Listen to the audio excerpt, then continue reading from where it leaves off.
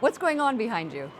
Well, they are finishing up the inauguration parade and now getting to what they call the military review. Right behind me, you'll notice the presidential stand. Here at the corner of First Street in East Capitol, we found hundreds of people from all over America. Some have been waiting in line for hours, other people waiting in line for days just to listen into the Supreme Court for a few minutes. The president promises lots of love to the Israeli prime minister, but it wasn't all hugs and kisses. America's largest Catholic church is moving into the last phase of renovating its central dome, a project that has been blessed by Pope Francis himself. Justice Scalia is remembered for his faith, his legal prowess, and his respect for the Constitution. ISIS persecution isn't limited to Syria. The head of the Coptic Orthodox Church in the UK says violence against Christians in Egypt is on the rise. Major General Jones says Iraqi forces are making progress in the fight to retake Mosul, the country's second largest city. I'm Wyatt Goolsby reporting from the East Room of the White House, where President Trump has named his Supreme Court nominee, Neil Gorsuch. This is a difficult day for Pearl Harbor survivors and other World War II veterans.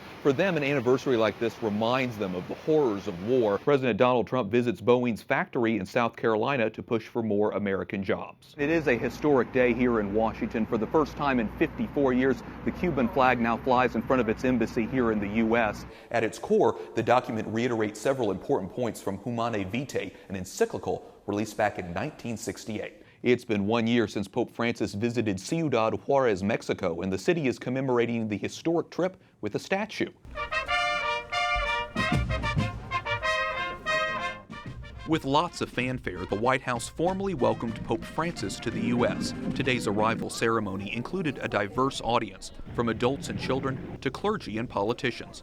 Most agree there's something special about Pope Francis, and not just because he pulled up to the White House in a $20,000 Fiat. He's someone that you can actually just talk to. It seems like if I'm able to talk to him, it's like I can actually approach him. For me, I'm very happy that he's from America, number one, and number two, that he's been very open.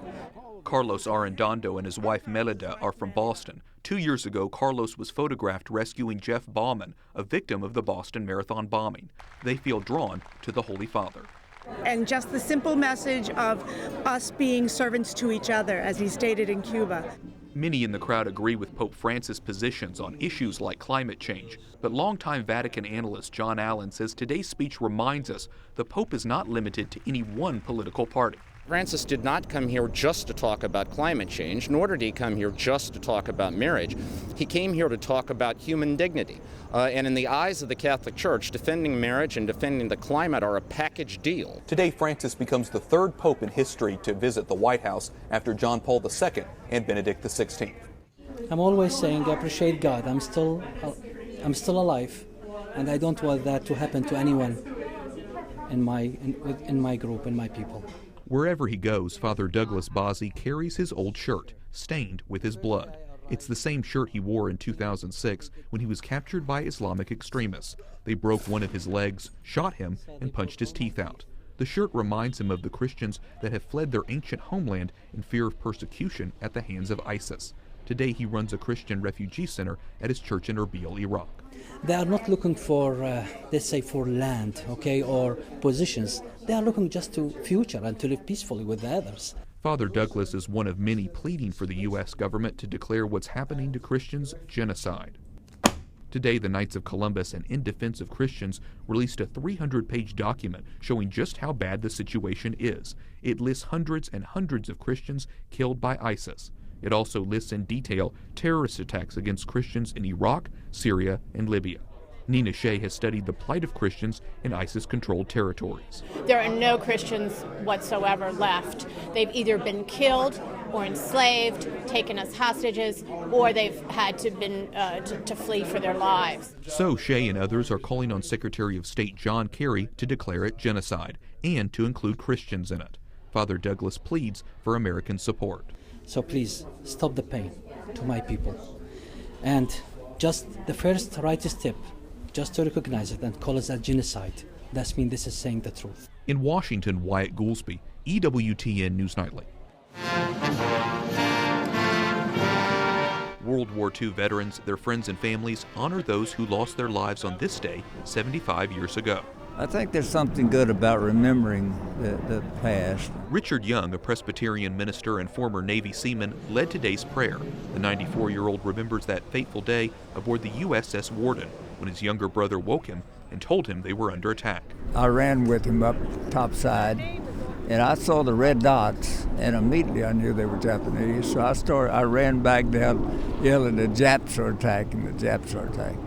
Little did Young know that the Japanese attack would leave more than 2,300 servicemen and women dead and more than 1,000 injured. So I heard the gunners, chief gunner's mate, call out, "If anyone's ever prayed, now's the time."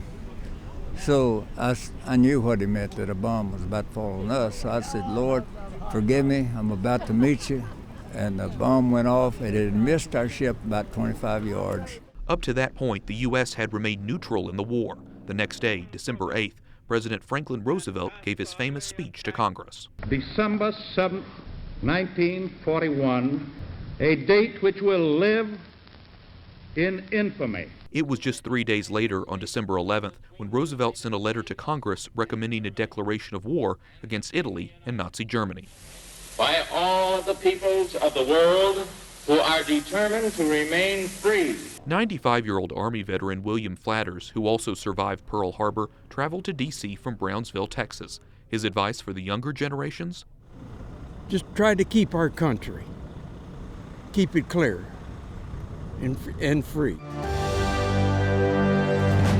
We begin with a developing story in London. An attack outside the UK Parliament leaves at least 4 people dead, including the suspect and a police officer. Pope Francis talks a lot about resolving conflict through discussion. It's nice to see him actually implementing that through action. Ohio Governor John Kasich must decide whether to sign 2 different pro-life bills approved by state lawmakers this week. Prioritized access to the White House. Like you say, a changing media landscape and an unorthodox candidate. We'll see. It's going, like we said, it's going to be an interesting 2017. C-SPAN releases its 3rd survey of presidential leadership. The study asked historians and biographers to rank past presidents on 10 attributes of leadership. Lincoln tops the list, followed by George Washington, Franklin Roosevelt, Theodore Roosevelt, and Dwight Eisenhower. Supreme Court nominee Neil Gorsuch says he keeps an open mind when issuing rulings, and he bats away Democrats' efforts to get him to reveal his views on abortion, guns, and other controversial issues. President Trump emerges from Capitol Hill confident House Republicans will be able to pass the GOP health care bill.